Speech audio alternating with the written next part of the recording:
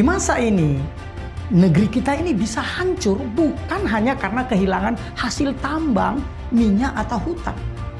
Tetapi juga ketika generasi mudanya kehilangan semangat hidup, kehilangan arah, dan kehilangan harapan.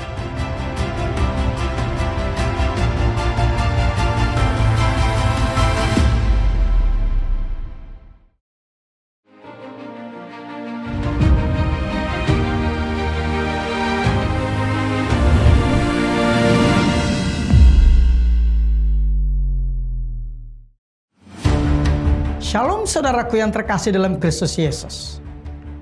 Di masa ini, negeri kita ini bisa hancur bukan hanya karena kehilangan hasil tambang, minyak atau hutan. Tetapi juga ketika generasi mudanya kehilangan semangat hidup, kehilangan arah, dan kehilangan harapan. Kehilangan sumber daya alam bisa diukur. Tapi kehilangan generasi muda sering terjadi dalam diam. Tak terlihat di berita utama, tak terdengar di ruang rapat, namun terasa di dalam hati mereka yang mulai letih hidup. Fakta-fakta ilmiah mengkonfirmasi hal itu. Data ilmiah berbicara keras meski bangsa ini sering kali memilih untuk diam. Menurut Kementerian Kesehatan tahun 2023, sekitar 16 juta remaja Indonesia mengalami gangguan mental emosional. Riskesdas, Riset Kesehatan Dasar 2018 menyebutkan 6,1% populasi usia 15 tahun ke atas menderita depresi.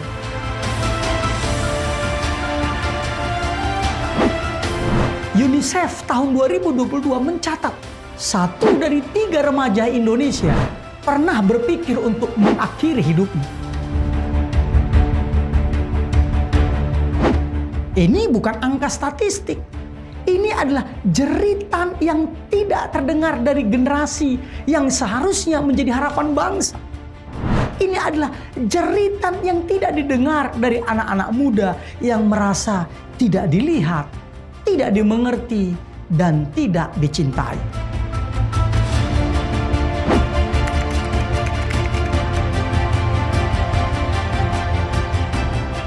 Memang setiap tanggal 10 Oktober dunia memperingati Hari Kesehatan Mental Sedunia.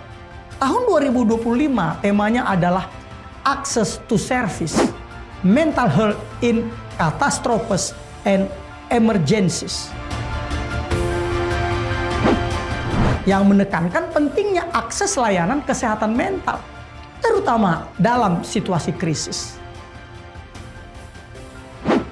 Namun, di Indonesia, peringatan sering berhenti pada spanduk dan slogan. Kita membuat poster, berbicara di seminar, namun tanpa langkah konkret. Sehingga tidak membangun sistem dukungan berkelanjutan bagi mereka yang terluka jiwanya. Akibatnya, di banyak senyum dan unggahan media sosial, banyak remaja Indonesia menyembunyikan luka mental yang dalam, merasa sendiri, kehilangan arah, dan tidak punya ruang untuk pulih. Ditambah lagi, budaya kita sering menstigma depresi sebagai kelemahan iman atau kurang bersyukur. Padahal WHO 2020 menegaskan, depresi bukanlah kelemahan moral, tetapi penyakit medis dan sosial yang perlu penanganan serius. Akibat stigma ini menutup banyak pintu pertolongan yang seharusnya terbuka dan tersedia bagi generasi emas Indonesia. Kita terlalu cepat menasehati dan terlalu lambat mendengar.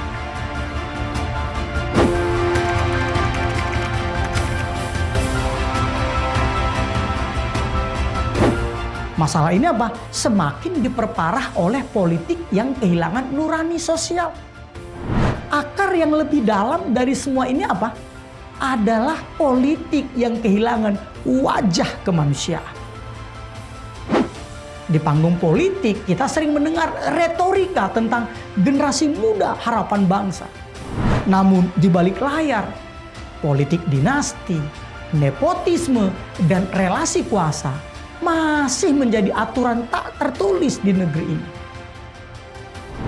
Masa depan seolah tidak ditentukan oleh kemampuan, tetapi oleh garis keturunan dan kedekatan dengan lingkar kekuasaan.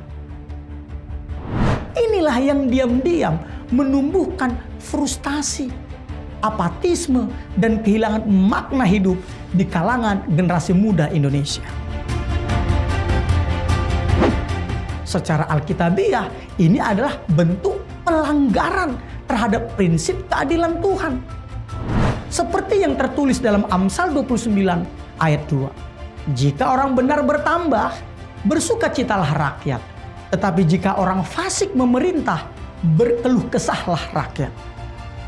Dan Yesaya 10 ayat 1-2 menambahkan, celakalah mereka yang menentukan ketetapan-ketetapan yang tidak adil, dan mereka yang mengeluarkan keputusan-keputusan kelaliman untuk menghalang-halangi orang-orang lemah mendapat keadilan dan untuk merebut hak orang-orang sengsara di antara umatku, supaya mereka dapat merampas milik janda-janda dan dapat menjarah anak-anak yatim. Camkan ini saudaraku, bangsa tidak akan sehat secara mental apabila pemimpin dan sistem kepemimpinannya sakit secara moral.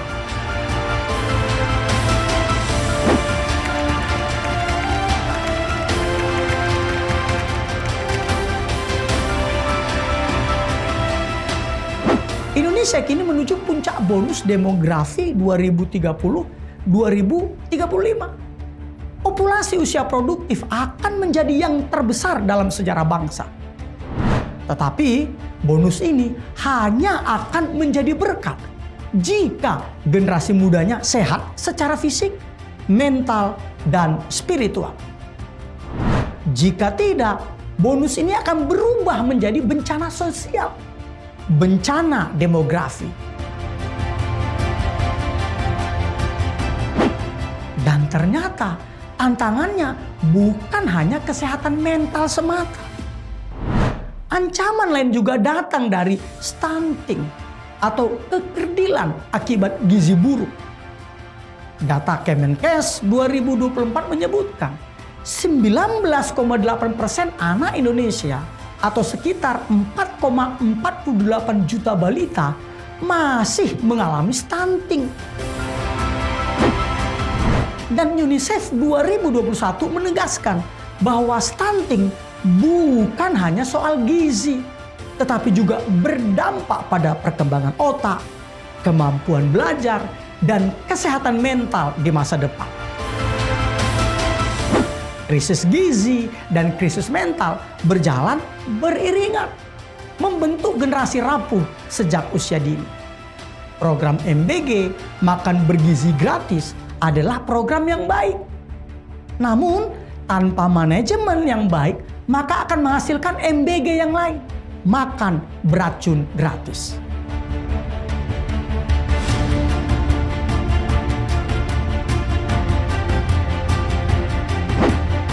Bank Dunia 2021 mencatat, gangguan mental seperti depresi dan kecemasan sudah menjadi penyebab utama hilangnya produktivitas di negara berkembang.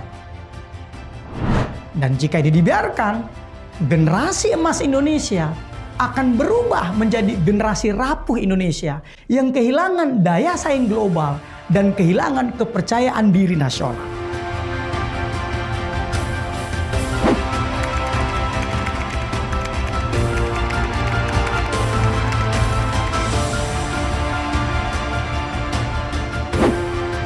Lalu, apa peran kita, para pemimpin Kristen? Sebagai pemimpin Kristen, baik di gereja, perusahaan, legislatif, yudikatif maupun eksekutif, kita tidak boleh berdiam diri. Kita dipanggil untuk memimpin dengan penuh tanggung jawab dan belas kasihan. Kita semua dipanggil bukan hanya untuk mengelola kekuasaan, tetapi menjaga kehidupan. Apa yang harus kita lakukan? Pertama, kita dipanggil untuk apa? Menjadi gembala.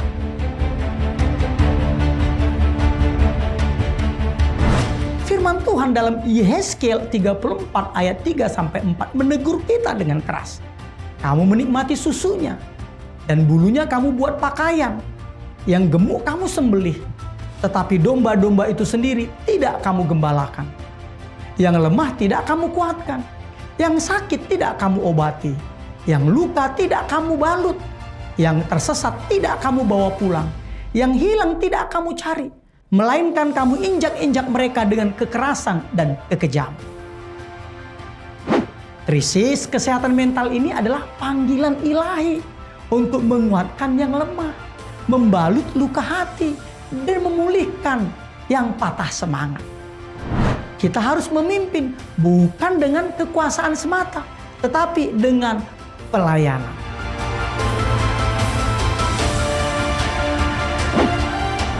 Kedua, kita dipanggil untuk menjadi agen keadilan dan pemulihan.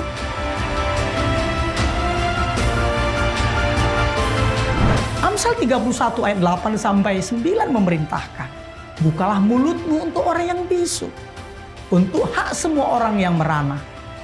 Bukalah mulutmu, ambillah keputusan secara adil, dan berikanlah kepada yang tertindas dan yang miskin hak mereka.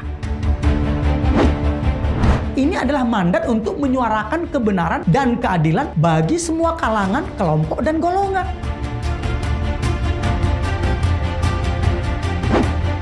Ketiga, kita dipanggil untuk membangun dengan visi yang jauh ke depan.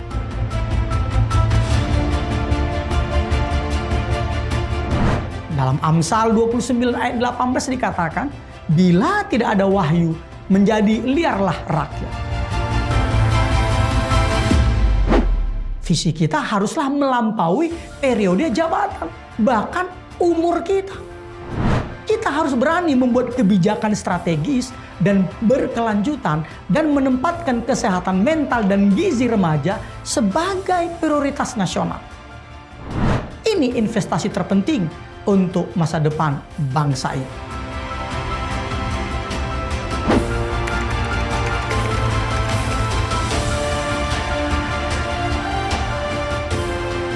Dan untuk memulihkan bangsa ini, kita butuh pendekatan lintas sektor dan integratif. Bagi pemimpin gereja, pendeta, penatua, majelis, gereja harus menjadi suara moral dan spiritual yang membela yang lemah, bukan hanya sibuk dengan urusan internalnya. Apa yang harus kita lakukan? Destigmatisasi dari mimbar. Artinya apa? Secara rutin khotbahkan bahwa kesehatan mental adalah bagian dari kesehatan utuh ciptaan Tuhan. Depresi bukanlah tanda kurangnya iman. Jadikan gereja sebagai rumah sakit bagi jiwa yang terluka, bukan museum bagi orang-orang yang berpura-pura sempurna. Berikutnya lagi apa? Bangun ruang aman. Sediakan layanan konseling pastoral yang profesional atau bekerja sama dengan psikolog Kristen. Bentuk kelompok-kelompok dukungan sebaya bagi remaja di mana mereka bisa berbagi tanpa dihakimi. Berikutnya lagi apa? Perlengkapi keluarga. Adakan seminar dan pembinaan bagi orang tua tentang cara mendeteksi gejala depresi. Berkomunikasi secara empatik dengan anak dan membangun ketahanan keluarga yang alkitabiah. Bagi pemimpin di dunia usaha dan perusahaan, apa yang harus dilakukan? Ciptakan lingkungan kerja yang sehat. Terapkan kebijakan yang mendukung keseimbangan hidup dan kerja. Work-life balance. Sediakan akses layanan konseling dan kesehatan mental sebagai bagian dari tunjangan karyawan, terutama bagi pekerja muda. Berikutnya apa lagi? Tanggung jawab sosial, CSR, yang tepat sasaran. Alokasikan dana CSR untuk mendukung program kesehatan mental remaja di komunitas, sekolah, kampus, atau panti asuhan. Jangan hanya membangun fisik, bangun juga jiwa generasi muda. Berikutnya lagi, jadilah mentor dan teladan. Tunjukkan integritas, etos kerja yang adil, dan kepemimpinan yang melayani. Beri harapan kepada generasi muda bahwa kesuksesan dapat diraih melalui kerja keras dan kejujuran, bukan semata-mata karena koneksi. Bagi pemimpin di pemerintahan, legislatif, yudikatif, dan eksekutif, mari dari slogan ke kebijakan. Artinya apa? Gunakan pengaruh Anda untuk mendorong lahirnya undang-undang dan alokasikan anggaran yang serius untuk kesehatan mental. Pastikan setiap puskesmas, sekolah, kampus memiliki psikolog dan layanan yang terjangkau. Perjuangkan kebijakan yang pro keluarga dan pro anak. Berikutnya, integrasi lintas sektor. Inisiasi kerjasama antara Kementerian Kesehatan, Kementerian Pendidikan, dan Kementerian Sosial. Jadikan sekolah dan kampus, bahkan panti asuhan, sebagai garda terdepan deteksi dini masalah kesehatan mental dan tempat yang ramah secara psikologis. Berikutnya, tegakkan keadilan dan integritas. Praktekkan pemerintahan yang bersih dari korupsi dan nepotisme. Ciptakan sistem yang adil dengan membangun sistem meritokrasi di semua lini. Memastikan setiap anak muda memiliki kesempatan yang sama untuk maju berdasarkan bakat dan kerja keras, bukan karena hubungan kekeluargaan. Sebab keadilan yang ditegakkan akan memulihkan harapan dan kepercayaan publik, terutama di kalangan anak muda. Tunjukkan bahwa negara ini adil bagi semua kalangan, bukan hanya bagi segelintir elit. Berikutnya lagi apa? Membuka akses layanan. Memastikan layanan kesehatan mental yang terjangkau dan berkualitas tersedia hingga ke daerah terpencil. Ini adalah wujud keadilan. Menjalankan program MBG, makan bergizi gratis secara transparan, adil, dan memenuhi standar kesehatan dunia yang dikeluarkan oleh Organisasi Kesehatan Dunia WHO.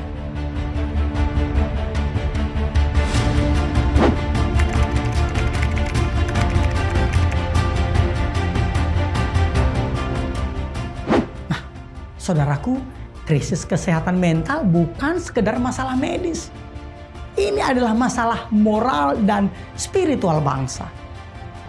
Seperti kata Emil Durkheim, bunuh diri adalah gejala sosial. Artinya, penyembuhan pun harus sosial, melalui solidaritas, keadilan, dan kasih yang nyata. Tuhan sedang menantang kita untuk tidak menutup mata.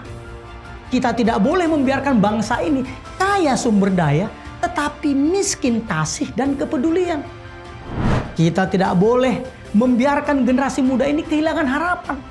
Sementara para pemimpinnya sibuk mempertahankan privilege, posisi, dan kekuasaan. Kita dipanggil untuk menjadi garam dan terang dunia.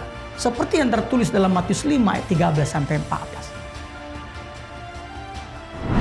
Kita dipanggil untuk menerangi jalan bagi mereka yang sedang berjalan dalam gelapnya dunia. Karena hanya bangsa yang memulihkan mental generasi mudanya yang akan berdiri teguh menghadapi masa depan. Kita bukan hanya membangun secara ekonomi, tetapi juga secara batin dan moral. Karena masa depan bangsa ini tidak akan ditentukan oleh seberapa banyak tambang yang kita miliki, tetapi oleh seberapa dalam kasih dan iman kita kepada Tuhan dan kepada sesama manusia.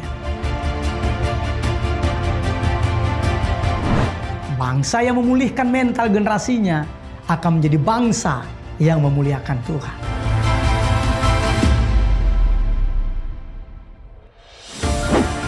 Itu harapan saya. Mari bersama IKN, Ikatan Kristen Nusantara, kita mewarnai dunia dengan pikiran Kristus. Immanuel.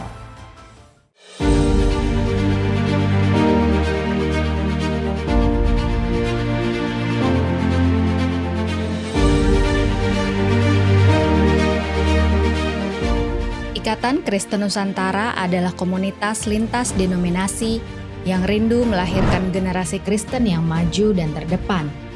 Mari berkolaborasi dan bersinergi dengan kasih untuk mencari, membina, dan mendanai anak-anak berprestasi yang terkendala biaya kuliah, lalu mengutus mereka ke dalam dunia dan mempercayakan mereka untuk mendukung gereja dan lembaga Kristen lainnya agar terus melahirkan generasi unggul dan memberitakan kabar baik supaya keselamatan yang daripada Tuhan sampai ke ujung bumi.